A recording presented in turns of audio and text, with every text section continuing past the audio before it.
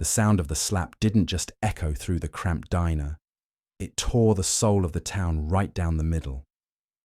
One moment, Zara was reaching for a napkin. The next, she was on the linoleum floor, clutching her cheek while Sheriff Harlan Voss loomed over her like a storm cloud. He thought his badge made him a god. He thought the trembling old woman was nobody. He didn't know that the trembling wasn't fear. It was restraint.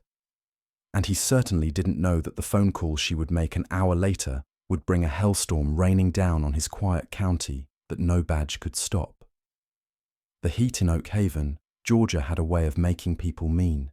But Sheriff Harlan Voss didn't need the humidity to be cruel.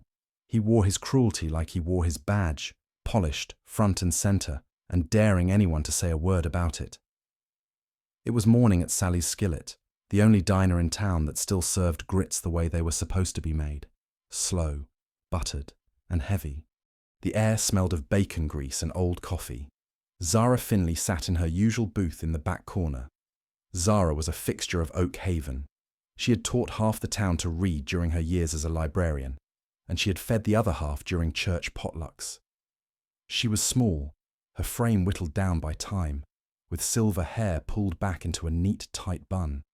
Her hands, though arthritic, were steady as she lifted her cup of black coffee. "Morning, Mrs. Finley," the waitress, a young girl named Riley, said with a tired smile. Riley looked nervous, her eyes darting toward the front door. "Can I get you a refill?" "Please, baby," Zara said softly. "And maybe a slice of that pecan pie if it's fresh." The bell above the door jingled aggressively. The atmosphere in the diner shifted instantly. It was like all the oxygen had been sucked out of the room. Sheriff Harlan Voss walked in, his heavy boots thudding against the floorboards. He was a large man, thick around the middle but with arms like tree trunks. He had been the sheriff, inheriting the position and the attitude from his father before him. Voss didn't sit. He patrolled. He walked down the aisle of booths, tapping his nightstick against his thigh.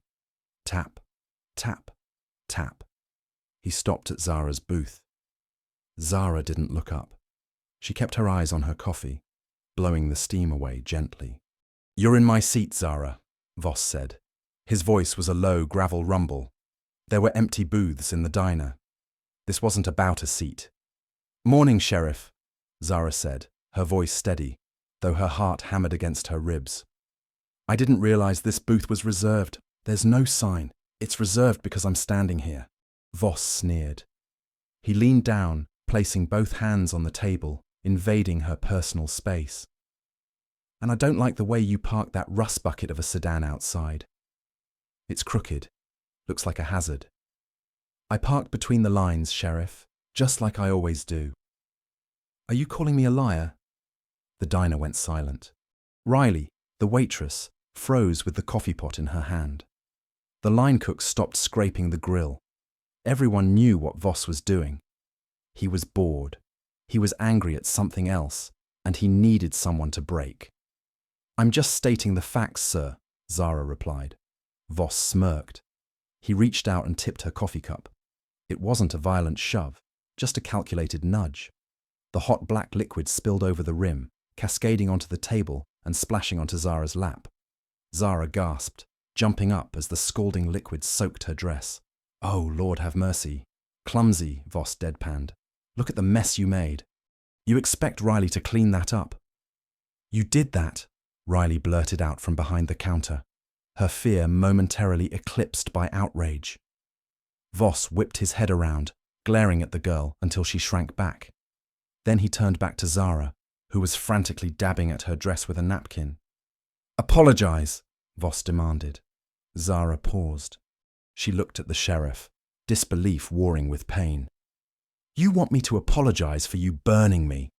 I want you to apologize for making a scene in my town," Voss hissed, "and for looking at me like you're something special. You're nothing, Zara. Just an old woman taking up space." "I will not," Zara said, her voice rising. "I have lived here longer than you've been alive, Harlan Voss. I changed your diapers in the church nursery. I will not apologize to a bully." That was the word that did it. Bully. Voss's face turned a shade of crimson, Without thinking, without hesitation, he swung his open hand. Crack! The sound was sickeningly loud. The force of the slap knocked Zara backward. She stumbled, her hip catching the edge of the booth, and she crumpled to the floor. Her glasses skittered across the tiles. "Don't you ever talk back to the law!" Voss roared, pointing a finger at her prone form. Zara lay there, stunned. Her cheek was already swelling, throbbing with a heat that matched the coffee stains on her dress. She tasted copper in her mouth. Voss looked around the room, daring anyone to intervene. Two men in construction vests looked down at their plates. The line cook turned his back. Fear was the currency Voss traded in, and business was good. "Get her out of here," Voss spat at Riley. "And if she parks crooked again, I'm towing that piece of junk." Voss adjusted his belt, turned on his heel, and walked out of the diner, leaving a wake of silence and shame behind him. Riley rushed to Zara's side, sobbing. "Mrs. Finley." "Oh my God, Mrs. Finley, are you okay?" Zara let Riley help her up. She was shaking, but not from tears. She picked up her glasses. One lens was cracked, a spiderweb of fractured glass. "I'm fine, baby," Zara whispered through her voice trembled. "I'm fine. I'm calling the police." "Wait. He is the police," Riley cried, feeling helpless. "I'll call the state troopers. I'll call someone." "No," Zara said firmly. "You won't call anyone, Riley. It won't do no good. It never does." Zara limped toward the door. She didn't go to the hospital. She didn't go to the mayor. She went to her car, sat in the driver's seat, and took a deep breath to steady her shaking hands. She reached into her purse and pulled out an old battered smartphone. She dialed a number she hadn't used. It rang once, twice. "Hello," a voice answered. It was deep, calm, and alert. "Barrett," Zara's voice finally cracked, the tears spilling over. "Mama!" The tone on the other end shifted instantly from casual to sharp. "Mama, what's wrong? Why are you crying?" "I had a little trouble at the diner, baby." "Define trouble," Barrett said. His voice dropped an octave. It sounded dangerous. "Sheriff Voss," she whispered. "He hit me, Barrett. He slapped me in front of everyone." There was a silence on the other end of the line. It wasn't an empty silence. It was a heavy, suffocating silence. It was the silence of a predator spotting prey. The silence of a storm gathering. "I'm coming home," Barrett said. "Baby, you're overseas. You can't just—" "Oh, I said I'm coming home. Mama, pack a bag. You aren't staying in that house alone tonight." The line went dead. A black Ford F-150 with tinted windows rolled past the Welcome to Oak Haven sign. The truck didn't have local plates. It had Virginia plates. It moved through the town like a shark through shallow water, slow, purposeful. Behind the wheel sat Barrett Knox. To the people of Oak Haven, Barrett was a memory. He had left town young, a skinny kid who was good at math and ran track. He had joined the Navy to pay for college, or so everyone thought. It rarely came back. When he did, he was polite, quiet, and kept to himself. He wore long sleeves even in the summer. But the man driving the truck wasn't the skinny kid anymore. Barrett was tall, of corded muscle. He had a scar running through his left eyebrow and a tattoo on his forearm that was usually covered, a trident eagle anchor. He wasn't just Navy. Barrett Knox was a Master Chief Special Warfare Operator, SEAL Team 6. He had spent the last decade hunting men who were far scarier, far smarter, and far better armed than Harlan Voss. He had operated in the valleys of Afghanistan, the coast of Somalia, and urban hellscapes in Syria. He had just finished a rotation training NATO allies when his mother called. He had taken emergency leave, hopped a C-130 to Andrews Air Force Base, and rented the truck. He hadn't slept. He didn't feel tired. He felt a cold, burning rage that sharpened his vision. He pulled up to his mother's small, white, clapboard house. The grass was neatly cut. He paid a local kid to do it, but the house looked fragile, just like his mother. He walked inside. Mama. Zara was in the kitchen, shelling peas. When she turned, Barrett felt the air leave his lungs. The bruise was purple and yellow, spreading from her cheekbone down to her jawline. Her lip was split. Barrett didn't say a word. He crossed the room in 2 strides and enveloped her in a hug. He was gentle, treating her like she was made of glass. "I told you not to come," Zara scolded him, though she squeezed him tight. "You have a job. Important work." "Nothing is more important than this," Barrett said, pulling back to look at her face. He traced the bruise with his thumb, his jaw muscles jumping. "Voss, he was just in a mood. Barrett, you know how he is. He's the law around here." "No," Barrett said softly. "He's not the law. He's a criminal with a costume." Barrett walked to the window and looked out at the sleepy street. "Has he bothered you since?" He drove by, slow, just watching. Barrett nodded. "Good. I want him to watch." "Barrett, no," Zara said, her voice filled with worry. "Don't you go down there and start a fight. He has deputies. He has guns. You're just one man." Barrett turned to her. A small, dark smile played on his lips. It wasn't a happy smile. "Mama, I'm not going to start a fight. I'm going to finish one. And I'm not just one man." He pulled his phone out. He opened an encrypted messaging app. There was a group chat titled Echo Platoon. He typed a single message. "Touchdown. Situation confirmed. Bad. Need eyes on." Seconds later, a reply came from a contact named Declan. "Hours. Bringing the toys." Another reply from Ronan. "I'm close. Hours out. I'll bring the legal." Barrett put the phone away. "I'm going into town to get some groceries." "Mama, you need milk." "Barrett." "Just milk, Mama. I promise I won't lay a hand on him today." Barrett was telling the truth. He wasn't going to hit Voss today. Violence was the last resort for an amateur. For a professional, information was the first weapon. He drove the truck to Main Street. He parked directly in front of the sheriff's station. He didn't go in. He just sat there, engine idling.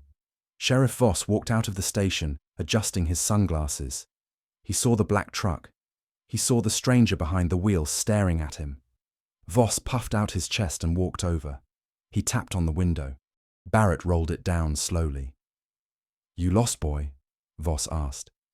He didn't recognize Barrett. It had been too long. "No, Sheriff. Just admiring the town," Barrett said. His voice was flat, devoid of accent, devoid of fear. "You got a reason to be parked in a police zone. Is this a police zone? I don't see a sign." Voss's eyes narrowed behind his aviators. "You got a smart mouth. Step out of the vehicle." Barrett turned off the engine. He opened the door and stepped out. He kept unfolding, rising up until he towered over Voss. Voss had to crane his neck to look him in the eye. Voss took a half step back, his hand instinctively dropping to his holster. ID Barrett reached into his back pocket slowly. He pulled out his wallet and handed over his military ID.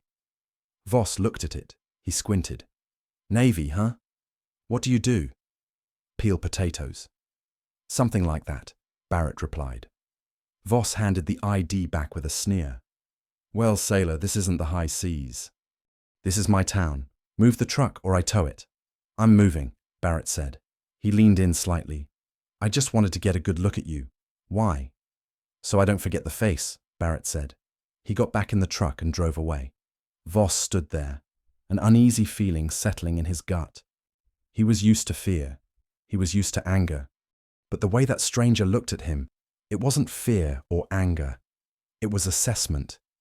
It was like a butcher looking at a side of beef, deciding where to make the first cut. Barrett drove to Sally's Skillet. He walked in. The diner was quiet. Riley was wiping the counter. "Can I help you?" "I'm Zara's son," Barrett said. Riley's eyes went wide. Oh, I'm so sorry. I tried to help her. I swear." "I know you did," Barrett said gently. "I need a favor, Riley." "Does this place have security cameras?" Riley nodded. "Yeah, the owner, Mr. Henderson, put them in because people kept skipping out on the bill. But he's scared of Voss. He won't give you the footage." "Is the system connected to the internet?" Barrett asked, glancing at a router blinking in the corner. "I think so." Why? Barrett pulled a small USB drive from his pocket. I don't need Mr. Henderson to give it to me. I just need you to look the other way while I plug this into the router. Riley looked at the door. She looked at Barrett's intense eyes. She remembered the sound of the slap. She turned around and started washing a cup. I don't see anything. Barrett moved fast and silent. He plugged the drive into the router's USB port. His phone buzzed in his pocket. Link established. Thank you, Riley, Barrett said. If Voss comes in, act normal. But if he asks about me, tell him I'm just a concerned son. What are you going to do? Riley whispered. I'm going to teach him a lesson about chain of command, Barrett said. As he walked out, he checked his phone. The video file was already downloading. He watched the thumbnail. It showed Voss striking his mother. Barrett's grip on the phone tightened until the metal groaned. He forwarded the video to Ronan. Message: I have the assault. Dig into his finances. I want to know every dime he's stolen. I want to know about his deputies. I want to know where he sleeps. Ronan: copy that. The IRS and the FBI are going to be very interested friends of ours. Give me time. The war had begun, and Sheriff Harlan Voss didn't even know he was under siege. The sun was setting over Oak Haven, casting long, bruised shadows around Zara Finley's front lawn. Inside, the atmosphere had shifted from a home to a forward operating base. A dust-covered Jeep Wrangler pulled into the driveway. A man stepped out who looked less like a soldier and more like a Viking who had wandered into the century. This was Declan Reed. Real name, Declan Reed. He was the heavy weapons specialist for Barrett's team. He stood tall, with a beard that reached his chest and arms covered in tattoos of Norse mythology. He carried a large metallic pelican case in each hand, as if they weighed nothing. Later, a sleek, nondescript silver sedan parked silently behind the Jeep. Out stepped Ronan Soto. Real name, Ronan Soto. He was slight, wiry, and wore wire-rimmed glasses. He looked like an accountant, but he was the most dangerous man in the unit.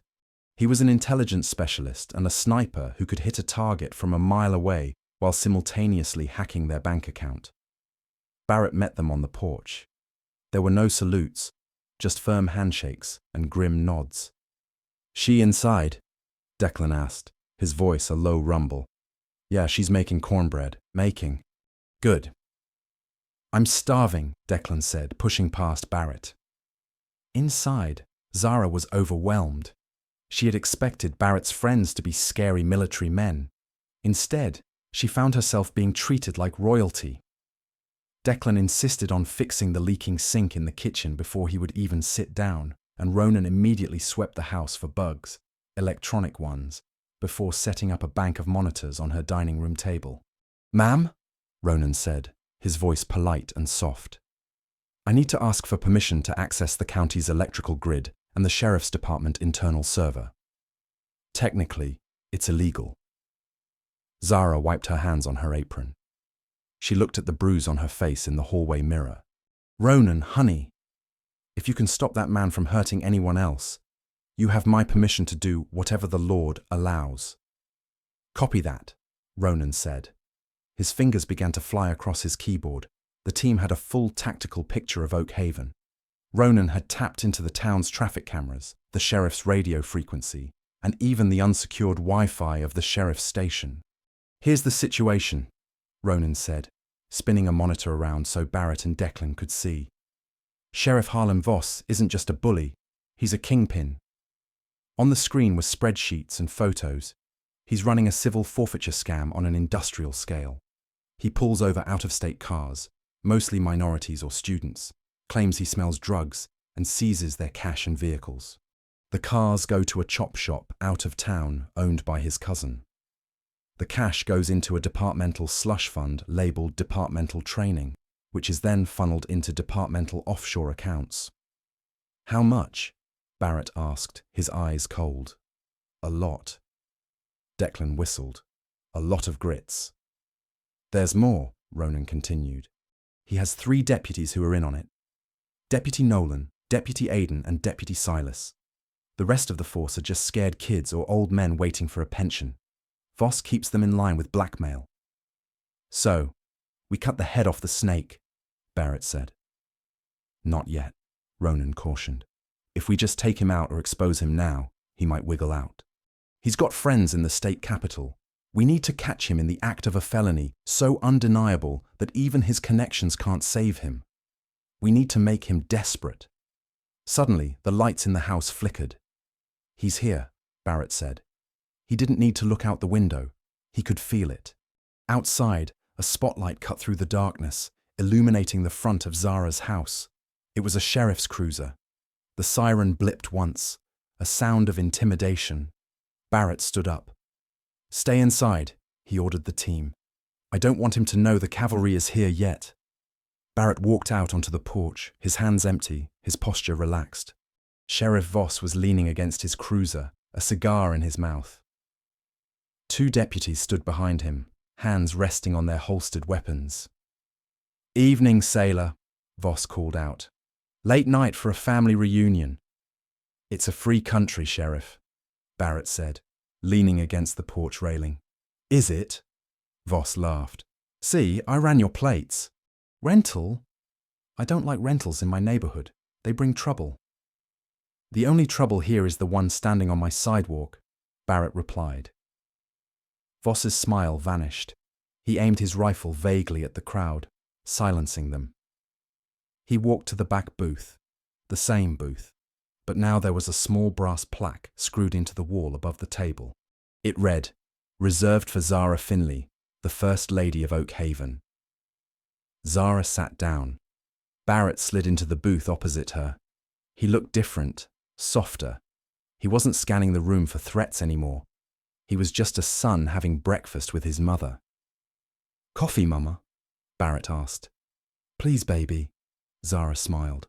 And maybe a slice of pecan pie. Riley poured the coffee.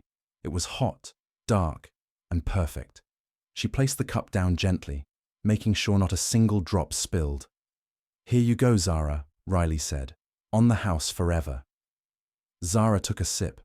She looked out the window at the peaceful street. She saw a sheriff's cruiser drive by. Sheriff Jenkins waved at her. Zara waved back. She looked at Barrett. You know, people say revenge is sweet. Barrett smiled, taking a bite of his toast. Is it? Zara took another sip of her coffee and looked at the brass plaque with her name on it. She thought about Voss rotting in a cell, and she thought about the town that was finally breathing free. No, Zara said softly. Revenge is bitter. Justice is what's sweet. And this coffee, this tastes like justice. Barrett laughed, a rich, deep sound that filled the diner. The bell above the door jingled, welcoming another customer into a town that was finally safe. So, what's the takeaway here? It's simple. Authority isn't about the badge on your chest. It's about the content of your character. Sheriff Voss thought he was a god because he had the power. But he forgot that power borrowed against the happiness of others always comes due with interest.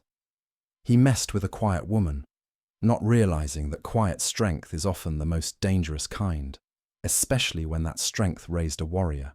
If you enjoyed this story of justice served cold and bullies getting exactly what they deserve, please smash that like button. It really helps the channel grow. Don't forget to share this video with someone who needs a reminder that karma is real, and hit subscribe with the notification bell on so you never miss a new story. Thanks for watching and stay safe out.